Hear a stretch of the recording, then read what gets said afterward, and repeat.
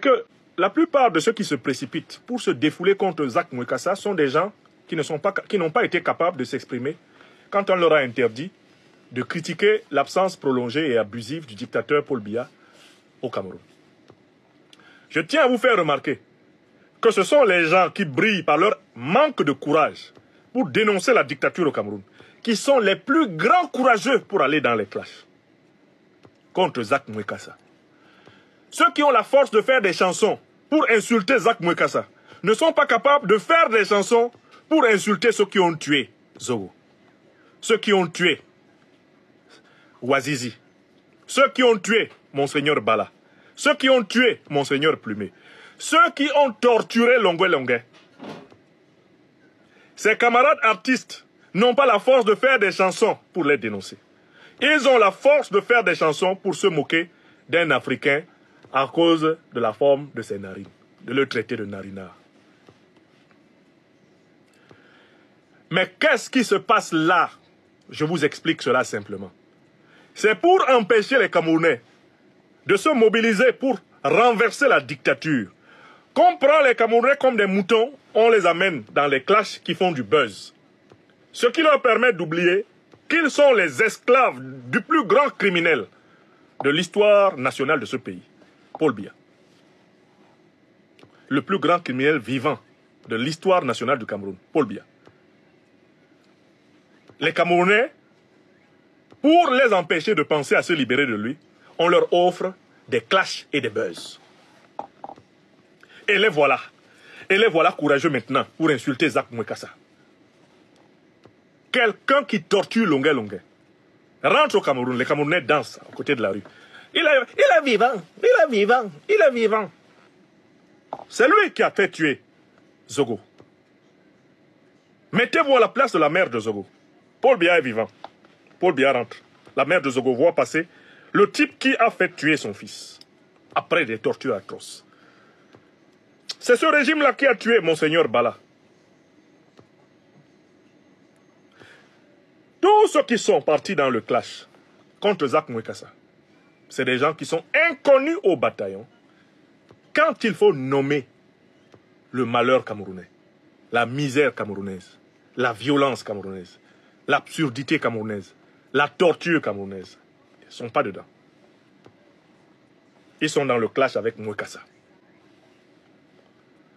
Quel est l'intérêt de ce clash? Quel est l'intérêt de cette dispute? Quel est l'intérêt de ces insultes gratuites qu'ils s'entréchangent? Quel est l'intérêt de la transformation des uns et les autres en sous-hommes par des mots qui ne changent rien à la situation massive et collective? L'intérêt, c'est de faire oublier aux gens leurs devoirs citoyens. Au Cameroun, les clashs sont encouragés par le régime parce qu'ils permettent de faire oublier aux Camerounais qu'il doit se débarrasser du régime. Le régime finance les clashs. Le régime finance des artistes qui alimentent les clashs. Le régime finance les réseaux sociaux qui alimentent les clashs. Le régime incite aux clashs parce que les clashs distraient les Camerounais. Et c'est le même mécanisme en Côte d'Ivoire. Si le régime de Ouattara est extrêmement tolérant envers toutes sortes de voyous, comme ce faux pasteur de Makosso, c'est parce que ces individus distraient l'opinion. Ils font que les Ivoiriens, les Camerounais, les Gabonais, les Congolais, ils font que les Africains ne s'occupent pas des vrais problèmes. Tu te lèves le matin. Ton artiste favori, c'est Koffi Olomide. L'autre, son artiste favori, c'est, je ne sais pas, je ne sais pas, Tchalamouana même qui est décédé, c'est son artiste favori. Tu passes toute ta journée à répondre à tout le mal qui a été dit sur Tchalamouana. L'autre passe tout son temps à répondre à tout le mal qui a été dit sur Koffi. L'autre est là pour répondre à tout le mal qui a été dit sur JB Mpiana. L'autre est là. Entre-temps, l'armée rwandaise, le M23, progresse dans le Kivu. Entre-temps, Tshisekedi et toute son oligarchie payent l'argent public à Kinshasa. Vous êtes dans les clashs. Ah non, moi je suis pour Fali. Fali c'est le meilleur. Oh, tu as osé critiquer Fali. Tu vas voir avec moi. Mon frère, entre-temps, qu'est-ce qui se passe à Kinshasa? La ville est inondée. Des gens ont perdu leur maison. D'accord? Donc, j'invite les Africaines et les Africains à comprendre que le système des clashs et des buzz est instrumentalisé par les dictatures pour distraire les opinions du problème fondamental de la révolution africaine. Il s'agit du détournement des colères par des voies d'échappement, des soupapes qui permettent de soulager les consciences sans changer la relation de domination. Bonjour et bienvenue. Cette analyse de Franklin constitue un réquisitoire contre les distractions créées par les médias et les clashs qui détournent les populations africaines, notamment camerounaises, de leurs problèmes fondamentaux. Franklin reproche aux artistes et aux internautes de s'engager dans des querelles futiles avec des personnalités publiques telles que Jacques Mouekessa, tandis qu'il évite de s'attaquer aux véritables oppresseurs. Les responsabilités des souffrances nationales. C'est dans ce contexte que Franklin dénonce l'hypocrisie de ceux qui critiquent des personnalités secondaires tout en ignorant les abus des dictatures en place. Franklin commence par exposer l'idée que les artistes et influenceurs qui alimentent les clashs médiatiques le font au détriment des enjeux politiques et sociaux. Ces querelles permettent de capter l'attention du public autour des sujets mineurs et de détourner ainsi l'attention de la situation politique du pays. Cette critique se concentre particulièrement sur le manque de courage de certains artistes et influenceurs qui choisissent des cibles faciles plutôt que s'opposer au pouvoir en place, comme ils s'attaquent contre Jacques Mouekessa, mais ils n'osent pas dénoncer les autorités responsables des crimes comme les assassinats de figures nationales comme Zogo ou Monsieur Bella. Cette vidéo peut s'inscrire dans une réflexion sur le rôle des médias dans le régime autoritaire, les classes et les buzz, notamment sur les réseaux sociaux. Les clashs et les buzz, notamment sur les réseaux sociaux, sont instrumentalisés pour occuper les citoyens et les empêcher de se mobiliser contre le pouvoir en place. Il s'agit d'une technique bien connue des régimes autoritaires qui utilisent la culture populaire et le divertissement pour avoir un contrôle sur la pensée des populations. Franklin pointe également du doigt une stratégie visant à manipuler les émotions des citoyens en suscitant des polémiques superficielles. En focalisant le public sur les clashs, les autorités divisent des gens et attisent des rivalités sur des sujets qui n'ont aucun lien avec leurs conditions de vie. Cette fragmentation émotionnelle empêche l'émergence de mouvements unifiés contre la dictature. De plus, la culture de la division est dépeinte comme un outil utilisé pour empêcher les citoyens de s'organiser. En se concentrant sur des affrontements de personnalités, les Camerounais négligent sur leur devoir citoyen de se révolter contre un régime corrompu et oppresseur. Cela les empêche de revendiquer leurs droits et de participer activement à la politique nationale. Franklin critique la passivité des artistes face aux problèmes graves que traverse le Cameroun. Plutôt que d'utiliser leur voix pour dénoncer les abus de pouvoir, ils préfèrent alimenter des querelles médiatiques sans importance, comme la musique, qui pourrait être un puissant vecteur de résistance et de conscience sociale, et détournée pour servir les clashs. Franklin évoque les chanteurs qui louent des figures du chef de l'État, comme Paul Biya et Chantal Biya, par crainte de répercussions, renonçant ainsi à leur rôle potentiel de voix pour le peuple. Son analyse se porte aussi sur la soumission des artistes qui ne chantent pas pour la libération du peuple, mais se limitent à des louanges pour protéger leur propre vie. Cette autocensure est présentée comme un signe de faiblesse et de complicité avec le régime de Paul Biya. La société en paie le prix car elle manque de voix fortes et courageuses pour dénoncer l'oppression.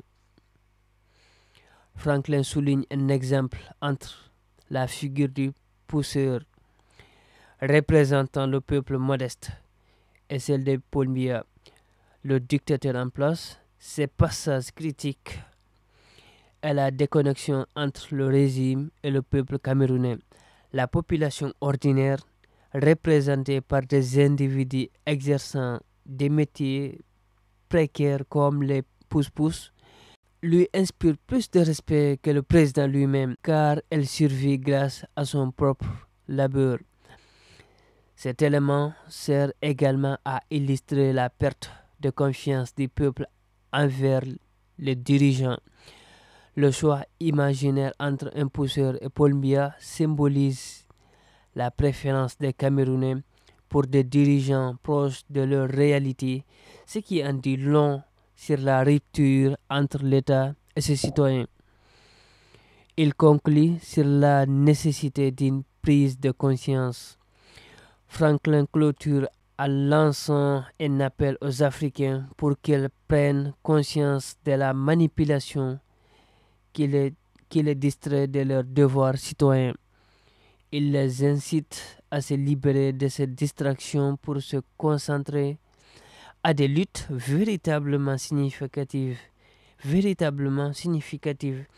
comme l'amélioration de leurs conditions de vie et la lutte contre les régimes oppressifs. Cette conclusion sert d'appel à la prise de conscience collective face à la manipulation médiatique et invite primo les artistes et secondo les populations à s'engager dans des causes plus nobles.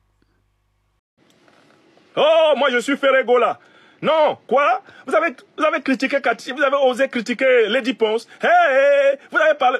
Regardez comment les Camerounais sont chauds sur des conneries comme ça. Moi, si tu parles de Lady Ponce, tu auras affaire à moi. On a quelqu'un qui a abandonné le pouvoir du peuple camerounais entre les mains d'un clan de voyous, d'État. Ngongo Ferdinand, la femme Biya, le fils Biya, les généraux corrompus. Vous les connaissez tous. On doit s'occuper de les décharger, de confisquer le pays. Non pas de pourchasser un Africain, Zach Mouekwassa, sur les réseaux sociaux. Tous ceux qui veulent chanter quelque chose de bon au Cameroun, qu'ils chantent pour notre libération. Qu'ils chantent pour que ce pays-là fonctionne optimalement pour sa population, pour que la misère du grand nombre cesse. Voilà pourquoi il faut chanter. Longuet a chanté pour cela. C'est pour ça qu'on le torture. On le torture parce qu'il chante, il a chanté des causes justes. Pourtant, pour sauver sa peau, je l'ai souvent entendu chanter Paul Biya et chanter sa femme. Juste pour qu'on ne le tue pas. Parce qu'au Cameroun, les chanteurs là, tous ceux qui chantent Paul Biya et sa femme, c'est juste pour qu'on ne les tue pas. Ils savent très bien que ces gens-là n'ont pas servi positivement le peuple camerounais. Ils ont desservi le Cameroun. Longa que vous voyez là, qu'on torture, il a chanté des louanges à Chantal Biya. Chanté des louanges à Paul Biya. Le seul jour qu'il a dit, tout le monde sait que si on prend 2 chaises, et puis on appelle tous les Camerounais en disant, vous n'avez le choix qu'entre 2 personnes. Vous avez Maurice Kamto à droite, vous avez Paul Biya à gauche. D'accord? Choisissez entre les deux. Longa a dit que les Camerounais, si on met la chaise, on dit que alignez-vous. Le rang qui va s'aligner derrière Kamto sera supérieur à celui qui va s'aligner derrière Paul Biya. Ça, c'est vrai. Et c'est parce que c'est vrai que Paul Biya n'a jamais voulu qu'il y ait une élection véritable au Cameroun. Parce qu'il sait que même si on ramasse un pousseur au marché central, on le met maintenant, on met une chaise, le pousseur s'assoit dessus. On met en face Paul Biya, les gens vont voter le pousseur.